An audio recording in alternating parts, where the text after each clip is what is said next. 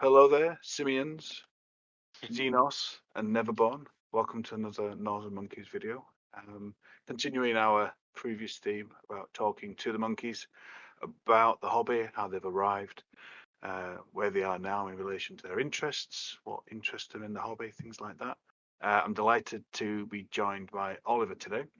You Hello. may, hey, you're right. You may remember Oliver from a lot of the sort of tabletop type videos, where he's talking about tactics and units. It's all very interesting stuff. I know little to nothing about it these days. I think I've mentioned in the previous videos that I played very in the early editions, sort of 2 and 3, and getting back gingerly into sort of what is 10th edition. But It's a very Oliver, different game. yeah, Mm. yeah, I can imagine. The Yeah, the rules have very much changed. The Eldar and the Sisters of Battle Fate dice confused the ever-loving shit out of someone of my age. Well, the new Eldar Codex has come out, and the Fate dice are gone. So Yeah, maybe yeah, Miracle dice will be next. yeah. That There will that be, barrier will be gone. yeah, there will be rees across Reddit and across the internet of people Oh very, God. very upset by that outcome. But Uh, um, as you've sort of seen in the previous video, we had me, Carl, and the other Dave had a bit of a chat about sort of how we got into the hobby. We are what I would say older members of the Monkeys, which is to say that wow. obviously we're coming back into this a second time around, as it were. But I wanted to try to talk to everybody, and it's I don't know exactly what the age gap is between us. I think it's probably something like 20 years. How old are you now, Oliver? If you don't mind me I'm asking. approaching 30. It's on the Okay. horizon. So it's only 15. Feel much better. Yeah, yeah. Yeah. But when I was first toying with the idea of Warcraft and sorry Warhammer, you had just been born. That's nice. Ah, That puts well, things in that's perspective. nice. But sort of to follow that theme, obviously that conversation me and Carl and Dave had, we were talking about sort of how we first got into the hobby, what introduced us, what we sort of enjoy about it. As you may remember from that video, I very much enjoy the sort of building, the conversion, the model aspect of it. Having a Yeah. and And I kind of want you were very much sorry to cut you off, but you were very no, much like in the games workshop, like your friend took you down to like the local area, and that was kind of your access point to it, wasn't it? The yeah, whole like yeah. just in the building with a random GW bloke. Yeah, yeah, that's Just it. Well, the other thing as well is that I always liked making Airfix models as a kid. It's something me oh and yeah, my granddad used to do. I used to get the enamel paint everywhere, but that was kind of the interest to me, and they were just more interesting models to make, and obviously that's where it sort of developed. well But Airfix, yeah. My uncle used to always buy me one when I went down to see him for the holidays. no, that's I good. always So put one together. we've probably had I a like the similar gateway drug then. Yeah, yeah. Well, originally, what was it? The Hurricane. That was my favorite. The big chunky fighter plane. Very Oh yeah, cool one. Hawk Hurricane, yeah, absolutely. Yeah, Workhorse World War Two, yeah. yeah, yeah. Spitfire, Everyone loves the Spitfire, but the yeah. Hurricane was there, chugging along. Very much the ugly sister, as it were, to the Well, Secret yeah, Marine. But yes, we are true. So um, it sounds like you had a similar intro then. But why don't you tell us a bit about what you sort of enjoy about the hobby, sort of now, but maybe just start on a how you first came into it, and what yeah. kind of drew you to the subject. Well, I remember hearing someone say once that sort of Warhammer is one of those hobbies where you either see it and you love it and fall into a pit from which you will never escape, Yeah, or it's never your thing. I think lots of people are kind of like that. You all sort of have a very instant reaction to it. yeah, And bit like I'd, Marmite, isn't it? People either immediately take to it or just like, no. yeah, yeah, exactly. So I originally one day went over to see one of my friends. I think this was the box set was the Battle for McCrag. I don't know if you remember that one. It was like the one with Yep, that crashed spaceship, the starter set. yep, I do recall it. That Yep, yeah, that one, and so which I think is fourth edition. I could be wrong, but I'm pretty sure that's fourth edition. yep. And I went to my friend's house. I was still in primary school, I believe. Um, and I went over to his house, and I was like, "What is that you have on your cupboard there?" And it was, he had Imperial Guard and he had orcs. Um, Nice. and he got into the hobby through his dad, I believe. And never real and but not had anyone to play with because obviously being younger and things like that. So literally for the next weeks, all my time was just consumed with me and him trying to figure out the rules, doing an absolutely terrible job of it. Just like Imperial Guard gunning down orcs for the world to see. They're So that was my probably, introduction to it. I think they're probably a pretty good gateway into the wider thing, isn't it? Because the Yeah, the very loosely, if you think about units, they're very similar. You know, it's mass troops that don't cost a lot, standing in front of yes, things you want to protect in the form of armor that then hopefully blows more holes out of them than they blow out of you. So it's very yeah. good, a good balance, I think. Yeah, and one side are very recognizably like army guys, and the other Yeah, are very recognizably like space monsters, you know. yeah, And yeah. You've got we, definite these baddies, haven't you?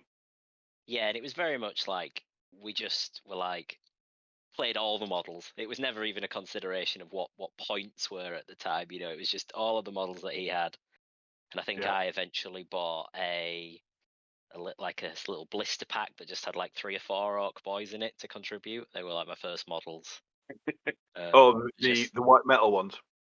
No, no, no. They were plastic at this time. It was like a weird little. I think Yeah, there one of them was about up until a few years ago. But each faction, I think Space Marines, Orcs, Imperial Guard, and maybe Eldar, they had these funny little like sprues. I think they were basically because they only cost like a fiver or a tenner or something. yeah, But they just had like 3 kind of monopose guys in it. So it was something yeah, that you could buy as a kid with your pocket money yeah. rather than needing to fork out for a whole tactical squad or whatever. I suppose it's where So that was really cool. those hero models are coming into now, isn't it? You know, those little packs you can get with Yeah, like yeah, the Five-Man squad things of Blood Angel Terminators. yeah. I mean, yeah, those are awesome. By the way, the some of the sculpts that are in those, I Yep, run the Blood Angel Tactical Marines as my intercessors on the yep. field, and they're just so cool. They They're, are they're real nice space models, knights. yeah. It hasn't gone unnoticed. My eyeball has been taking a look at those and thinking Oh about what. yeah, Yeah, definitely, I definitely. mean, how cool would a Space Wolf Heroes set be? Yeah, You know, mix of like Wolf Guard and Terminators and things. Be very yeah, good. yeah, very cool. I mean, that was kind of why I wanted to redo my Longfangs Devastators with those new ones. It was just a way of the old models I had were from second edition. It's just like they're just too generic. So I wanted to kind of spruce them up a bit, make them a Yeah, bit more shaggy, as it were. yeah. I think everyone's army, you kind of have that, don't you? That need to. I don't know. I think everyone wants to be a bit of a special little snowflake with their Yeah, faction. yeah, yeah, yeah. Every Yeah, model's an art piece. Yeah, yeah, yeah. And everyone is like, "Oh, I'm the only player in my area who has like Nova Marines or the Emperor's Fondlers or whatever they've got." yeah. Yeah, Oh, the other risk is you make your homebrew chapter and it's these are super amazing guys that do everything super amazing, and yeah. Oh, yeah. I mean, especially when you're young and when you you, don't understand the flaws and what make for good character in oh narrative yeah, you're just stories. the Yeah, cool sick dudes who do yeah, backflips, and yeah, every single Marine has 2 Storm Bolters that you've yeah, chopped off your exactly. Terminator kits. Yeah, Yeah. exactly. Yeah, this is a quadruple assault rifle that I get to Oh re-roll yeah. 4 times in case I miss. Yeah, It, and I mean, there was even stuff when we first started playing that we just would like we were just making the rules up. Like we had the Lieutenant Varric model, who was like the yeah, pilot that came in that 4th edition starter set, yeah, and he didn't have any rules because he was just like a little token that you were supposed to use on yeah, the for the missions in the set. And we were just like, well, he's got to do something. So we were like, obviously that little canister he's carrying, well, that must be a melter bomb because we read the Imperial Guard Codex, which had these melter bombs in. yeah. So we were like, and we didn't even read enough in the like instruction thing to be like, oh, he's supposed to be carrying gene seed and stuff. But no, we were just like, oh, it must be a bomb. So he's got a bolt pistol and a melter bomb, and he was like, and then he just was on the Imperial Guard side throwing bombs at people, stuff like that. Yeah. Great. I think very much these days, I think there's a lot less of that. There's a certain amount of flavour you would get from house rules, as it were. I think I explained previously in one of the videos that we had all sorts of stupid things like because the models are so expensive back in the day, we're all kids. Anything you bought, you could put on the army, and Yeah, yeah. as long as you could legitimize it. And one of my friends who played guard but got sick of being murdered by Marines would just steal Eldar shit like an orc. I think he should have played orcs really in hindsight. Um, Yeah. he would just steal Eldar shit and then put Imperial Guardsmen on it and just chop them up to make them fit. So he'd have like jet bikes with Guardsmen on it. Oh So, God. Yeah. completely law breaking, but just good fun. Yeah, I mean that's one of those 40k. Like not in a derisive way, but it used to be a much more bootleg hobby. Like, Yeah, it you was could, and silly. I think that's yeah, fair. and I think it that, definitely used to take itself a lot less seriously. I yeah, mean, yeah, being able to call up Games Workshop and order like specific blister pack things yeah, that you wanted of like, I would like part 14 times 7, and you just get like a ton of assault cannons sent to your house to give to your Terminators. yeah. There was and I don't know if this is true. One of the urban myths that I heard in the hobby announcers that at Games Workshop in Nottingham back in the day, they had a pick and mix service where you could just go in and order by weight, essentially sprues that were broken or defective from the print press. I don't know how My true it is or not, but my that sounds friend has told me about something like that, so I believe it. He was urban. a yeah. Yeah, I mean, I don't know if they knocked that in because they realised people were making, it was ridiculous. They were making either money on it or they were just, realising they were selling more Well, pick and mix than they were selling models. They decided to scrap it. But yeah, I seem to recall there being definite conversations about people saying, yeah, you can just go down and buy like, 20 quid's worth of weight and, it'd yeah. have random mystery bits in it. And people would come out with like avatars of Kane and shit like that were just mostly there, but not there. I was gonna Random. say, yeah. Imagine they had a lot less precision in the making, so they would have a bunch of models where they'd have to look at them and go, "Ugh, we really can't sell this," but we've already used the pewter on it, so Yeah. got to I do assume at some something. point. Yeah, I assume at some point they decided to just recycle it, and that's why it went the way it did. But Well, yeah. yeah, So you obviously this first experience was this board with your friend, the garden, the yeah. orc. Well, it wasn't even a board; it was a living room carpet. A board game. I meant, as in the Oh pack, yeah, the oh yeah, yeah. opposing factions. So did that kind of drive any kind of decisions about armies or factions, or did that kind of just act as a gateway into the hobby for you to listen? Yeah, eventually I just sort of got more and more into it and eventually discovered, much to my glee, that there was a shop in the local town that sold it, which was really Right. good. And then I just started, I mean, obviously went into the shop and the first thing I saw was that really cool, it's like the art of Manius Calgar and a bunch of Ultramarines all stacked up in the Space Marine pyramid firing their guns off at, Yep. the Yep. sides. Yep.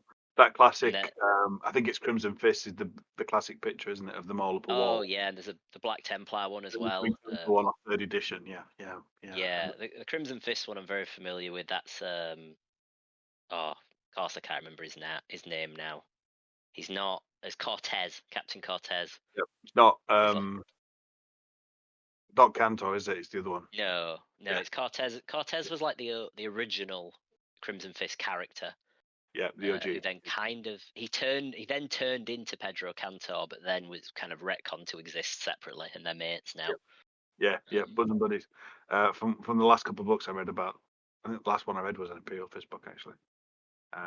Yeah, About the attack on their home world. But yeah, so Ryan's you, World. Yeah, yeah, good so book. Ranfield, yeah. So you've established that there's a resource you can tap for more models. Yeah.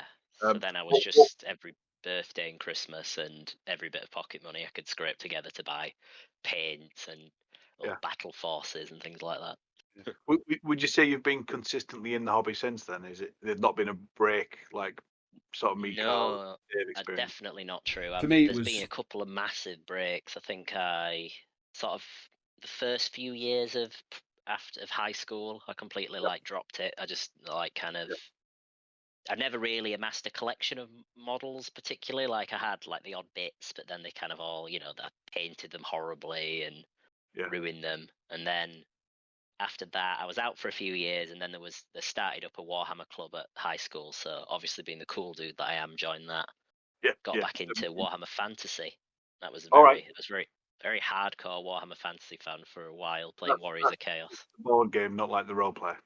Take it. No, yeah, the board game. Yeah, I Yeah, never really had a flair for that until I was older. yeah. But yeah, Warhammer Fantasy for ages. Loved Warriors of Chaos, tons of them. And then I dropped off again, kind of in college. Got more into card games. Okay, so is that Pokemon, Yu-Gi-Oh, that sort of thing? Yu-Gi-Oh, just basically just Yu-Gi-Oh. It was what all my friends were playing, and like I sort of struggled to find people to play Warhammer with, which I think really is such an important part of the hobby. I think is having people to talk about it with and chat Yeah, to and game with.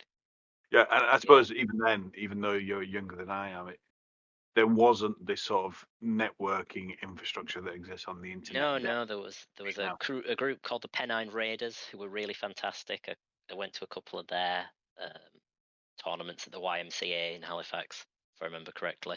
wow, that's a Um, small world. I used to be a youth leader down at the YMCA. oh, Great. wow. Yeah, great. Yeah, it's a So good building.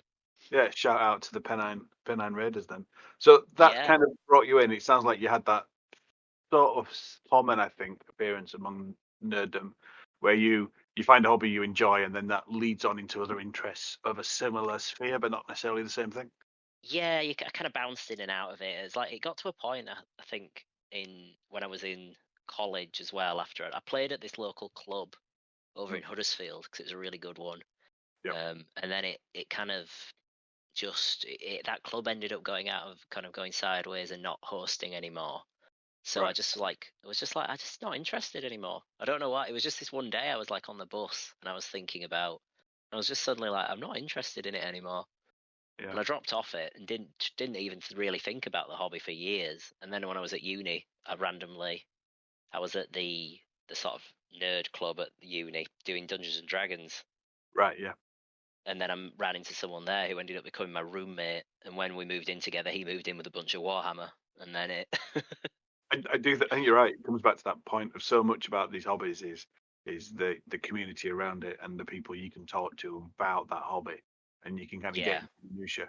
I think that's why football still has such the sustain that it does in society. Because I mean, I have no interest, but being able to talk to all your mates about something and you all know about locally that doesn't begin, doesn't end. You know, it's always that new year, new season thing going on, and there's a similar yeah, for sort of more niche definitely. hobbies as well. I think you're right. Yeah. And just having something to talk to people about, especially if you're both passionate about it. Like you might not necessarily even get along, but if you've got that thing to talk about, Yeah. it's such a and it helps you get to that point where you do get along almost. As you Yeah. learn about each other. Yeah. Yeah, I Yeah. always think if my dad's a mad football fan, I'm always like sort of reflecting on it. It was never my thing. I could just never enjoy it. And I was always like, oh, if he loved that the way that I love Warhammer, it's a bit of a shame for him really that I never got into it because obviously that would have been great. As you say that, I was Yeah, just thinking about that phrase of football helping fathers and talk since 1903 or something stupid. Yeah, yeah, very much a case of that, isn't it? Giving them something in common to discuss, so they're not uh, fighting. But yeah, so you obviously came back to it in sort of uni years then. Were you yeah. That similar army, yeah, similar thing, or did you just decide to sort of very much change what you were looking to do and play? yeah. Very much changed. So it was eighth edition, Yeah. and I was at uni, and I helped out at a charity event, and part of the kind of thanks for volunteering and putting all this time into it, they gave me like a 50 quid Amazon voucher, and I Nice. used that, and I split they started eighth edition like Plague Marines versus Ultramarines Yep. starter set. So me and my roommate split that and both kind of learned ninth edition together, and I built That's up like a interesting, big actually. eighth edition into ninth edition, Yeah, and I I mean, that might learned have been a like coincidence. Sorry, that might have been a coincidence on your part, but a lot of people, I think, certainly of my sort of generation and sort of timeline, came back into it when there was a notable change to the framing of the IP.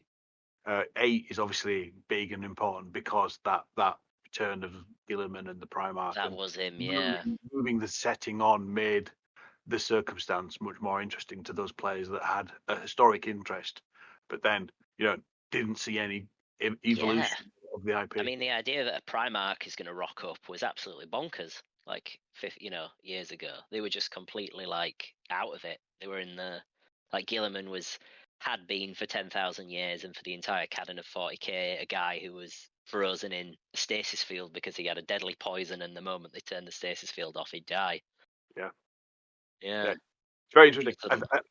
I it's an interesting thought because we've obviously been talking about sort of the videos we can do, and I'd like to have a chat about heresy, the heresy books, and how they sort of impacted the setting. And I think Mm, my recollection, looking back, granted, through the murks of time, is that although the setting was interesting, it was static. The enemies, the yes, enemies, the villains were the villains. There was these fights and skirmishes, but the overall setting really didn't change. And they'd have these big events like the Armageddon campaign, where the orcs would attack and you play these big games, but essentially the background dressing, if you like, sort of stayed eternal. And I think actually that my pet theory, is that the heresy and fleshing all that out has kind of inspired Games Workshop to move the setting on by filling in all that back. Yeah. They've kind of realised that, well, instead of it being this static eternal Imperium, they've got a past now, so they have to think about where it's going. I think that's what sort of changed it up. I wouldn't be surprised, because I think the heresy books as well, I think, sort of surprised them with how popular they were. I wouldn't, like, originally I don't think it was massively like a big mapped out thing that they were all, they did those first few books, and I mean, I've listened to them on an audiobook, and those first 3 are amazing. Like the Horus sort of falling, amazing stuff. I think Dan Abnett's been on the record to say they didn't know if it was going to work, so they planned those 3 books. I think it's him on 2, and then Graham McNeil does the 3rd, or the way around. There's something on it, and they didn't know how it was going to go. But obviously, for anyone who's interested in the setting, seeing the events of this, by this point, this mythical, classical time in the setting, was just really compelling. And I think that's why the books did as well as they did. And you can argue they kind of, if you think about the set of books as 3 acts, you've got the intro, you've got the Isfahan incident, and you've got the essentially the start of the Civil War, then the end being the siege. There's an argument that they kind of meander a bit in the middle, and it goes off. Kind of indulge a bit about this bit here. There's a lot of after Isfahan 3, there's lots of that in the books, and I think they then railed that back together for the Siege Terror books, which are really good. Yeah, I think the Siege books are notably like a bit more plotted, and clearly they like had a big sit down in a writer's room and decided what was happening with those ones. Out for about 2 years and worked all the bits out and then went for it. But it's interesting. But sorry, I digress. It's just interesting that 8th edition seems to be a benchmark for lots of people kind of coming back. And I think what I've heard and seen, but what I've heard and seen, like, because I was in these, like, these geeky shops, and there'd be people, when I'd be playing Yu-Gi-Oh, there'd be people playing Warhammer, and there'd be people like, I'd walk over to the board and be like, oh, hey guys, what's happening? And was like, oh, well, my Eldar and Ultramarines are playing against this guy's Tau and Space Marines or something like that. I was like, oh, is that a thing you can do now? And they were like, yep. So this librarian is invisible and has a rerollable 2-up invulnerable save. And I'm being tabled right now with my Tau and Space Marines. I was like, oh, and I was like, yeah, it was a rough turn 1. I was like, oh, that's that doesn't sound fun. Yeah, I think it was the perfect matching of 2 circumstances. Like I say, the setting, the refocus of the setting and moving the story on, and then fix the rules. Yeah. Well, I mean, I can talk less too about that, because I'm saying my recollection 3rd, which is very different. But I think as well, the lockdowns. I think a lot of people like us that were stuck at home that were older. Yeah.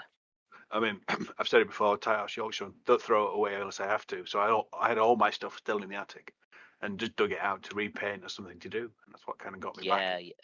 Yeah, I dug all my things out of my bedroom when I got back from uni. All my Crimson Fists. Yeah, yeah, it was nice. But I did sell them. I did sell them all on eBay to start afresh, because I was sort of like looking, and I didn't know at that time about how to like properly strip the paint off models, and they were all very old and beaten up from years of battle. But I still have Pedro, the old metal Pedro Cantor that I've been using in games as recently as a couple of weeks ago. Nice. Is this some of the stuff you do with Carl? The games you've been having with Carl and his Ultras? No, it's actually I haven't. No, I don't. Well, when I'm up at the cave, everyone else plays Space Marines, so I don't play my Space Marines. I've been playing it in a little local league. Yeah, there's an opportunity then for you to do other bits, though, isn't there? Like you can dig out you can have a go with the Tau, or you can have a go with the Voltran and things like that. Well, I'd never play Tau. Well, I have some respect for myself. Maybe that you could. Well. Yeah. No, but yeah, exactly. And I like, obviously, the Space Marines are the cool guys. Like I know all the other factions have their merits, but to me, the Space Marines are the coolest dudes in the universe. Yeah, I agree. And they're somehow cooler than the Chaos Space Marines, even though the Chaos Space Marines are like the bad boys. But the Space Marines are still cooler somehow. I think it's just secretly we all want the Emperor to win, and that might be a longer. Well, I don't know. Not the Emperor. Maybe like Calgar could win, but I don't know. Not a fan of the Emperor. All right, so take us through sort of where you are now with the hobby. What maybe you are enjoying currently, what armies you're playing, where you're finding you're spending your sort of hobby time currently. Well, a lot of my hobby time currently is actually regenerating my armies. Right now, sat in front of me on my hobby desk are 23 orc boys, all been touched up and repainted and kind of fixed after I failed to varnish them the first time I painted them, so all the paint chipped horribly. Um, That's a daily fear for me when I think about going up to the cave with some bits I've done. But yeah, because they're not necessarily painted to play; they're painted to sit in my shelf and do nothing else. So when I mhm. take them up, I'm like, oh, a bit's gonna come off. I'm gonna have to fix Yeah, it. what if a big, yeah, especially on all that Forge World resin, the doesn't adhere properly, does it? Yep, yep. Well, I mean, the Thunderhawk rather, is about 3/4 done now. So Hmm. hopefully I'll be able to get that out and get Well, some I'm pictures. looking forward to that. We'll have to definitely make a video about the process of that because I've heard unpleasant things about big Forge World models, so it'd be good to get Yeah, your experience on that. yeah. But Happily talk about that. But yeah. So yeah, sorry, you were explaining about the setting before we got waylaid. oh well, I mean, I've got. Well, I was saying I'm repainting these orcs. I've repainted a bunch of my Death Guard, all in a brand new scheme. That was a lot of fun. Yep. Um, Luckily, I'd sort of not applied, like when I first painted them, I hadn't done like a proper base coat or anything, so there was very thin paint. So I literally just resprayed them all grey, like over the Hide top of the the paint things, as job. it were. Yeah. Yeah, works really Good, well. good. So you've got Orc army that you're currently working on. You've obviously done or mostly finished a Death Guard army. What sort of Yeah, I points finished a are you Death looking at? Guard army twice. That's 2,000 points of Death Guard or more. 2000. You've got the Mortarion model, haven't you? I believe. No, no, that's Yeah. another Monkeighs. That's Dave's. No, Ah, I've known. I don't like Morty. I'm a Typhus man. I've got the oh, OG metal Typhus. okay, okay. I'm beginning to understand a bit more about where you sit now in the low stakes and why you might Yeah, not agree with my aim for a winning statement. I have some. I have some very strong opinions, and none of them are founded on anything substantial. Yeah, no facts, sir, no facts. This is all No. about how I feel about the setting. Yeah, I talked to one of my friends a lot about 40k. It's just a big vibe setting, really, for Yeah, to use a very modern word. But it's just this funny little aesthetic. It's very like it's derivative of so many things, and so many things are derivative of it. But that's yeah, because it's so general. yeah, yeah, yeah. Yeah. Well, and that's probably why it achieves what it does in relation to the scope. Oh yeah, Lots of time to yeah. fill that bucket, but the bucket was so wide that obviously now you can get just about anything in there, can't you? Yeah, and I mean, I love all the Badab wars. I don't know if you've read much about Yep, them, but they're some yep. of my favorite And lore. there's some good Oculus Imperio movies about them, aren't there? I don't know if you've Oh seen yes, them. He's yeah, I love cracking. that guy. Yeah, it's Probably great. the best lore hammer Yeah, YouTuber I love. you can find. Yeah, he's the best at cosplay. Brilliant. I've never seen he does. Didn't know he did cosplays and stuff. I know. I just mean as in character when he's doing the videos. Oh yes, yeah, he's cat. Yeah, I mean, it's a great way to enjoy the setting. It stands them out amongst all the others just because of the quality. But Very yeah, much immersive, yeah, experience. yeah, So yeah, you've got your Orcs, you've got your Death Guard. You mentioned, I believe, well, if I remember correctly, thinking back to the videos, there's a Tau, not Tau, Voltan force you've got. yeah. So I've just started. They're my newest army, the Votan. Just got to 1,000 points of them. The new models, I just thought they were so cool. They're like this Yeah. unique, these funny little space dwarves, kind of Yep. grumpy guys. Yep. I have a Um, Carl on my desk that I have swapped the head for a Troll Slayer on. oh, cool. So he's got a big mohawk. Massive mohawk, big ginger beard. Nice. That's great. Is that the model that's kind of doing the splits on top of a giant Y-shaped rock? Yeah, that's right. He's got Yeah, the yeah. sort of Arnold Schwarzenegger hero pose. Legs spread, Yeah, he's gun in the awesome. air, sword down at the side. Yeah, that's Uh-huh. the one. No, Yeah, I, it's I great. went with the big fist. I love that. Oh yeah, It's yeah, yeah, it's good. It's good kit actually, but I think it's interesting the Voltan because I think, like I say, going back to that point about the setting is a bit more serious, takes itself a bit more serious now. It's a bit more grown up, and we think back yeah, to, like the Rattlings and things like that from back in the day, and the Voltan is a good kind of reimagining of what that was in the earlier yeah. IP. think I did a battle report about Orcs versus Votan, and I used this little piece of Votan art, and it's from like back in the day when they were space, what's called squats. Yeah, Space Squad's. Um, and it was really funny to see because I was looking at this picture and I was like, huh, the space squat from the 90s or whatever he's from, he Yeah, looks, there's so many design elements of him are in the Votan nowadays. they've been pulled back. They ha- Yeah, yeah, yeah, they have the knee pads, the way their armor works. Like he's because like the Votan nowadays, they've kind of got space like suit, like canvasy kind of stuff on their lower part, and then like a upper body part that's like more armored. And that's yeah, exactly like how the old squat looks. It's got the knee pads, the boots are the same, even the axe is the same kind of funny square boxy design. It was just really nice. It was cool yeah. They are to see good. They them are good. drawing on that. So you've got the Voltan that you're still sort of learning with and playing with, and you talked about, I Yeah. think, one of the videos, Iron Hammer. So I did once upon a time have a Space Marine force that was Iron Hands, but I sold those on Oh, no, and sorry, kind of. wasn't it Iron Hands? Iron Warriors you're looking at now? Is it Iron Hammer? I Oh, see. so yeah, it's You Fellhammer talking Siege about that. Host. Thank you. That's Yeah, the one. Yeah, yeah, yeah. So that's the basically they've done that thing where they give the detachments these funny, I guess they're like licensable names or whatever. But they're really like they're pretty obvious that like, oh, this is the Black Legion detachment, this is the Iron Warriors detachment. yeah, yeah. But why weird? Speaking of the Badab War, my Iron Warriors are actually Astral Claws. Oh, So right. I split the 30k starter box with a friend because it was such Yeah, good value, yeah, yeah.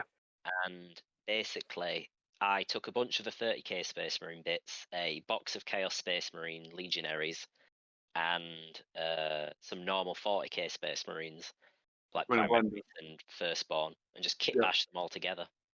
So that's nice. my Astral Claws That's with very that nice. kind of, yeah, like the idea that they're scavenging war gear off Yeah, enemies. yeah. Yeah, Much like the that Night Lords stealing shit that's not nailed down.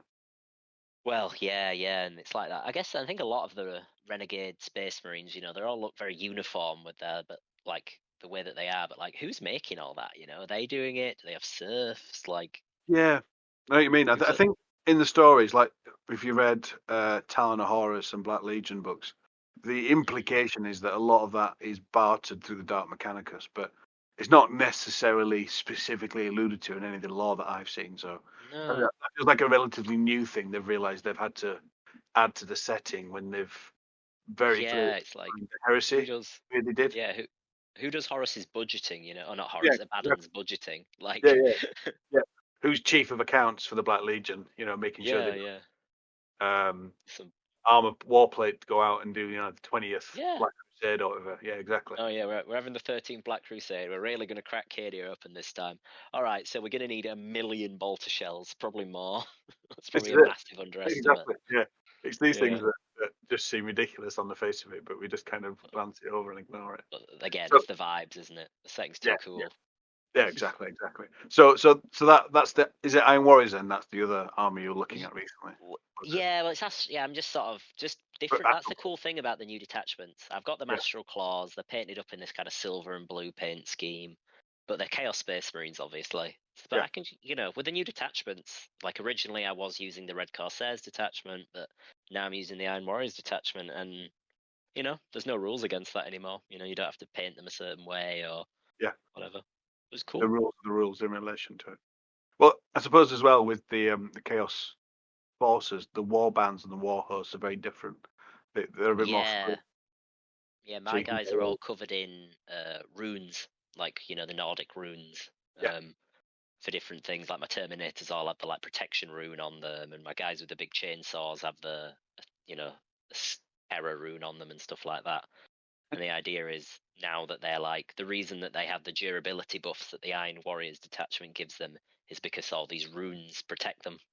nice, nice. I So I've like got a that. I like bunch of that you've worked some lore into the reasoning why you've got them. yeah, and all their leaders are all like Terminator sorcerers and sorcerers because they're Yeah, like these rune casters that have learned in the Maelstrom.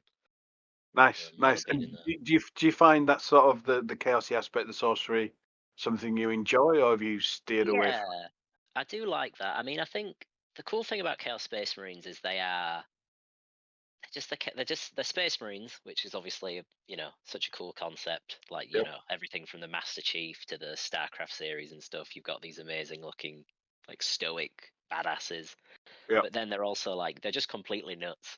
Like Yep. they've just gone mad. Most of them are quite mad with the stuff they get up to and the kind of stance that they take. I mean, I'm a forever Huron apologist. I think he was done dirty by the Imperium, but like at the Well, same time, the current character is like, I think I saw someone once describe him as the pirate king of a very large petrol station on the edge of space, and that's I love that. I love that guy. that Right. is beautifully apt. I like it. Yeah, Yeah, he's got brilliant. my vote. Oh dear. I think you're right though. It's like you say, it's you've got a lot more flexibility, whereas obviously there's much more established rules and whys in the sort of the loyal force Yeah, range. yeah. Yeah. I mean, you've got a big Space Force force, so I mean, you've got all kind of options for Yeah, what if you were going to sort of play the game. If you ever get into definitely. it, there's the Yeah. sagas detachment. It's very very cool. I don't know if you've ever read that. I was watching just some videos as the attachments came out over Christmas. Understood little to none of it. I hope to improve that position as we Oh, go on into this year. But yeah, it's a good goal. yeah, I do. I think I'd like to sort of. I've got a load of Yeah, plastic for Christmas, so I'm going to build that into sort of a workable force for the table. I think. very Um, nice. Because the Space Wolves rule currently, which I think is very flavorful for them, is this thing where there's like 4 different sagas you can get that are like about killing enemy characters, killing enemy vehicles, and capturing enemy objectives and things like that. And the more of those that you complete, the more buffs your army gets, as your like heroes like complete their sagas and everyone gets inspired. It's very yep, yep. cool. Get out on the faces on Mjord and go mental. Well, yeah, exactly. I think Blood Claws are a very cool unit. They're my favorite Space Wolves. Yeah, they're interesting in all the books as well, aren't they? The young bloods, the pups that get Yeah, basically sent out in the front to go murder and make way for the elders that are coming up behind with the big guns. the Grey Hunters. Yeah, that kind of it reminds me of the old Roman legions. How they'd send the lightly armored Hastati in first, and then the old sort of grumpy Velites would Yeah, go in. exactly right. Oh, Exactly right. Exactly right. or Principes. Yeah, that's it one. Yeah, Um, absolutely. So, as far as sort of plans wise, have you got any thoughts about what you might want to collect, sort of going forward? Even any thoughts about what? I mean, are you looking to get every faction, or apart from no, that, no. I mean, I've got I also have an Eldar army that right.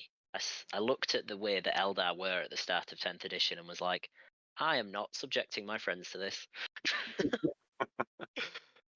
It was just, yeah, they were a bit silly. So I mean, I've got a lot. I mean, I've got 6 armies, and they're all about 1,000 to 1,500, 2,000 points generally. Yeah, So I mean, I've got loads of models and loads of different range to play. So I'm not really looking to get a new army. Um, six Probably in the more. Votan.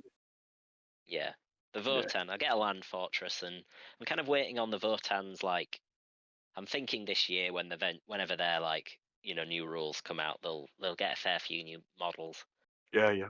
So yeah, I'll lean into that if that appeals to me for sure. Good, good.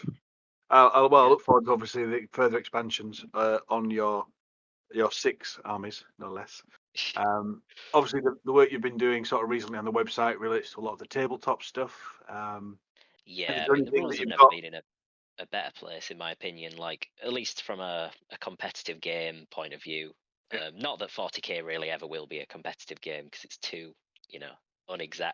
You have to physically measure things with your hands. You're always going to be one person's getting cheated every time a unit moves one way or the other. you yeah, know. yeah, yeah.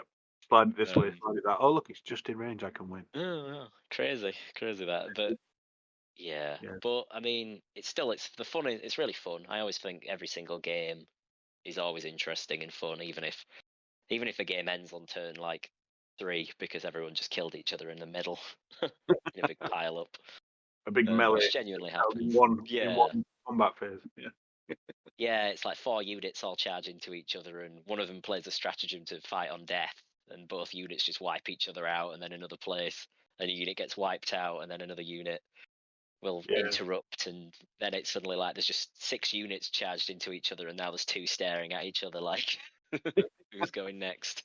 Yeah. Good. Well, let's look to wrap this up here then for now. Yeah. Thanks for your time, Oliver. Appreciate it. Oh, The Gravis armor you just did today was really interesting, actually. yeah, just About the people thinking solitary outside unit, the box. Yeah. the unkillable fridge, as you called it, Mr. Fridge. Yeah. So, yeah. Certainly as a person who's an old hat to the setting, old hat to the models, but sort of very much new to the game. I'm enjoying watching those videos and what you talk about. Like the one a couple of weeks ago with the suppressors, that was interesting.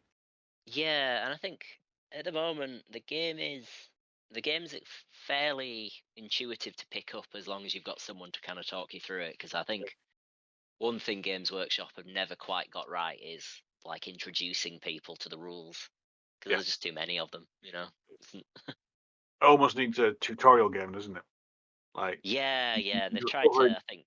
scenarios, and this is how you do this, this is how you do that. Move on to the next stage. Yeah, perhaps there is in the starter box Leviathan maybe, but I don't think there is, to be honest. Maybe we could look at Well, doing something like that to help people who are new starters like myself.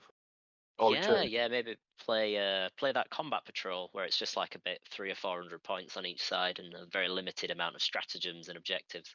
I'd like Yeah. to have a game of that. Yeah, that sounds like a good plan, actually. Maybe we could put something like that together, and then people who are in a similar position can follow it through and Yeah, sort of pick up the lessons from a definitely. old hand and a rubbish roller, and see how we get to it from beginning to Well, end. you've got some competition with Hamish if you think you've had it rolling dice. I've seen him. He's rubbish. He, Oh dear. even with sisters, with all those extra dice he gets, he still seems to manage. Yeah, I think well, one favorite number definitely seems to be the way of it. Right. Well, thank you very much for your time, Oliver. Appreciate that. no, thanks. I'll continue watching out for the new videos you do on those as we do, and Aye. obviously there'll be these interim videos that sort of populate those videos as well in between any given Yeah, week. definitely. Use them, so we'll keep doing that. But thank you very much for your time. Appreciate it. No problem. Bye. All right, catch you in a bit. Thank you everyone for watching. If you would like to put a comment at the bottom, if you'd like to hear anything further in relation to what we're doing on the channel, any suggestions about future videos would be great. Please do like and subscribe if you like this. We try to release a video every Saturday, so hopefully we'll keep that pattern going, and there'll be things waiting for you at the weekends for painting and making a mess, as I tend to do, rather than necessarily making anything useful. So thank you very much for your time, and goodbye.